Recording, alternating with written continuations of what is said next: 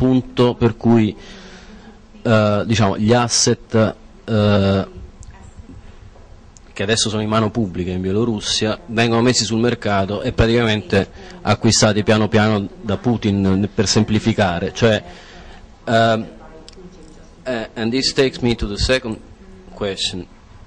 I mercati non sono anonimi. Many of the markets, this one in particular, this is not in your postulates. So, quindi vedo una specie di discrasia tra i postulati che hai elencato all'inizio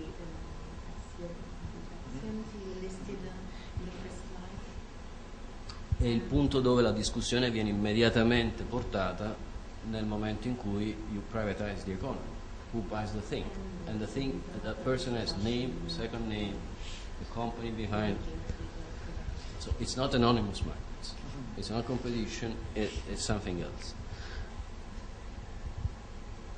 That part, because I have to say, I'm not an expert of Belarus, but I read very carefully your program. There is a founding pillar which is missing there, which is exactly this. There are some important markets that are not anonymous, and you have to deal with it through politics. How you deal with it in the program? Un'altra domanda secca e così lui risponde a tutte e due. La domanda che poi più che altro è un'integrazione di quello che diceva lui prima. Io non dicevo che noi dobbiamo andare da Putin a chiedergli il permesso, però Putin, aspetta, te lo dico rapidamente così poi glielo può dare. Putin è certamente interessato, come la Merkel, a dare energia contro tecnologia, cioè quei due sono due compari, quindi diciamo, e stanno su un certo livello. Lui ha ricordato che in Ucraina passa il gasdotto, tutto sta funzionando in questo modo. Noi però, io non penso che dobbiamo andare a chiedere a Putin. La mia domanda è: ma quanto la Bielorussia è autonoma da Putin per poter fare politiche di free trade, diciamo, libere? Punto di domanda. Aspetta, scusa, seconda cosa che può essere utile per lui. L'Italia ha una presenza molto importante nella Polonia meridionale, nella regione di Rzeszów, diciamo, dove ci sta poi Romanchuk che confina con l'Ucraina.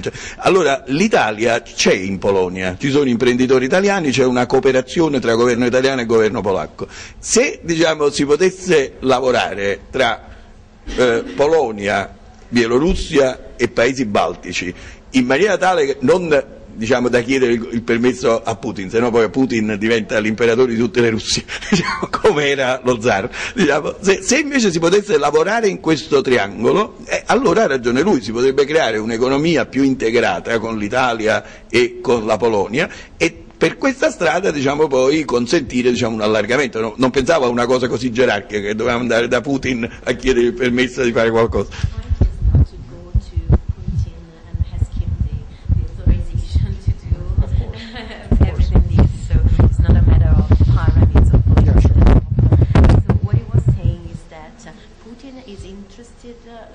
Exactly as Merkel is in giving energy in exchange of technologies, so to this exchange of energy and technologies. You also underlined that gas ducts go through Ukraine, and so this could be the area. So the question was, how independent is Belarus in this sense? And another observation was that Italy has a strong business presence in the south of Poland. So maybe we could work on expanding this area, connecting to Baltic countries and Belarus and Poland, and in this sense we could create what you suggested, so a big economy in the area. Un'altra di queste che le due banche più importanti d'Italia, Banca Intesa e Unicredit, hanno, diciamo, presenze significative nel sistema bancario del And also the two most important banks, the biggest banks in Italy, Banca Intesa and Unicredit, have a presence also in Poland, nel sud sempre, in the southern area of Poland. Let me first touch upon the asset issue and the privatization, which is very important.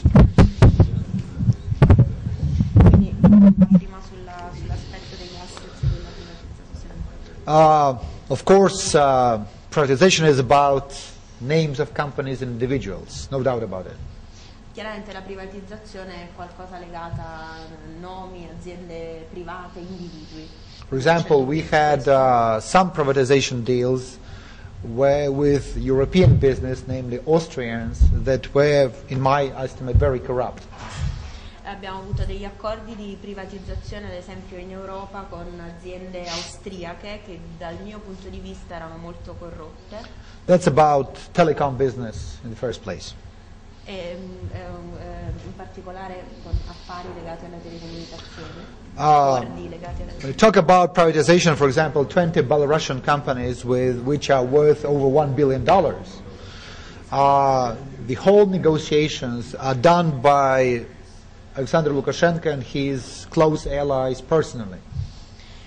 Ad esempio c'è stato un accordo di 20 aziende bielorusse con un valore totale di superiore a $1 miliardo e l'accordo è stato fatto esclusivamente da Lukashenko e il suo braccio destro. So no matter what legislation is, But even if you auction it on the free market, that will be the same. yeah, well, Because the way in which you design the auction. no, that's what I'm driving at. So the point is why it's not in your postulate. Well, the thing is that it's not that Lukashenko would like to sell out everything to Russia, to the Kremlin structures. It wants to balance and to create other centers of property and economic power. La questione non è che Lukashenko voglia vendere tutto a Putin, alla Russia, ma quella di creare in qualche modo bilanciare e trovare anche dei nuovi sbocchi per proprietà statali. When I ran for president, I offered a privatization law that is specifically targets the question you asked. E quando era candidato presidente ha proprio proposto una legge sulla privatizzazione che si lega esattamente a quello che lei diceva. So at present we cannot influence these kind of deals and Lukashenko doesn't want to sell because he is afraid of losing power, political power, not economic power. Al momento non possiamo andare in questa direzione perché Lukashenko non accetta di vendere perché teme di perdere potere politico, non economico. My idea is to design privatization law of these big assets in the way that you have transnational holdings or corporations where ownership of Belarus is jointly with ownership of Russian companies and interested European companies if they would like to buy, to be part of the equity portfolio. Quindi la mia idea per trarre vantaggio da questi grandi...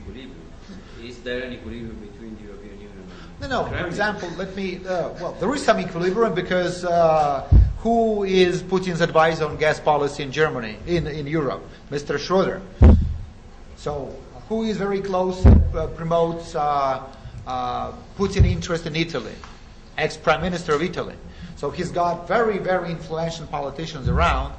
And when I'm talking about equilibrium between the interests, I'm talking about certain companies, German companies, Polish companies, Italian companies, that may be interested in, for example, like 15-20% share of major energy business in Belarus, with, for example, 25% of ownership of Belarus, to have theoretical potential to block any hostile deals and mismanagement.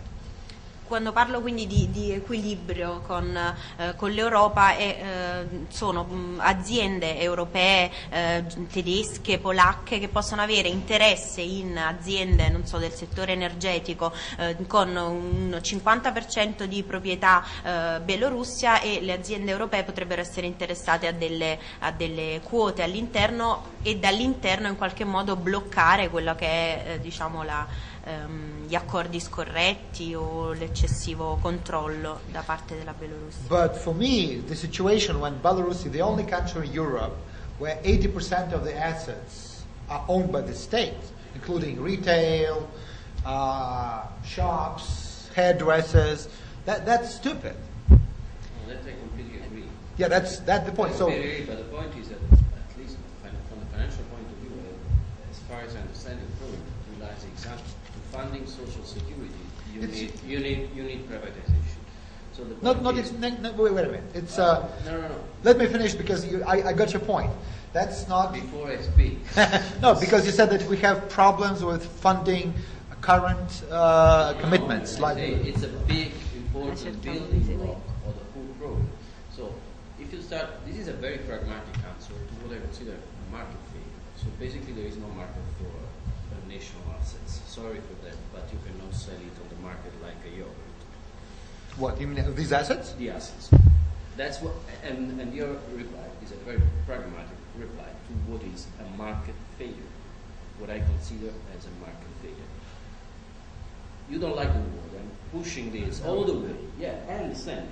But you have a pragmatic answer to what else? What else is it? Is it a market failure or not? So we share the postulate at least. Is it a market failure or not, the fact that you have to privatize under that constraint? Before having a failure, you should have market. So that's why you cannot talk about market failure in the situation of No, come on. I'm talking about technical. No left, no right. It's technically speaking. Is it a market failure or not, the fact that you have to bargain with people from Germany, from Russia, from Italy, from... Is it or not? Then we discuss. Sì, ma penso che si capisce. Is it a market failure or not? No way, it's not a market failure. Okay. Period. Because if you sell technology from Salerno, you have to negotiate about it. If you want to sell energy assets to 5, 10 bidders, what kind of market failures are you talking about? First, you should have market. Then you should. I agree, but one thing is to have market fundamentals. One thing is to have market fundamentalism, which is something very different. This kind of reasoning. Wait a second. Wait a second. Reforms in Russia, Poland, Ukraine, and that world would be like whole, as you call it, market failure, which I believe. There is no reason for the government to own grocery stores, that I completely agree, but there is no free market for selling state assets. That's a problem in Italy too, something that if you saw, we would like to learn, because we have to privatize maybe local public utilities, and it's a huge part of the assets. So if you guess it right in Belarus, we will copy you. The point is that there is no market there, because everybody knows the names of who is going to buy. Only few people can make the offer, and when market, it's a monopoly. It's a so if you start, you know very well from theory that it's not clear that the ownership structure matters. The point is how you perform in the market. And if the market is enough competitive or not. Now, if you take for granted that every market is competitive, we disagree. And if you would, and this is what you seem to do from your postulate, when you go to the pragmatic answer, to the policy answer, you say, okay, no, not every market is competitive, so let me write down how privatization should be done according to criteria which not follow market logic.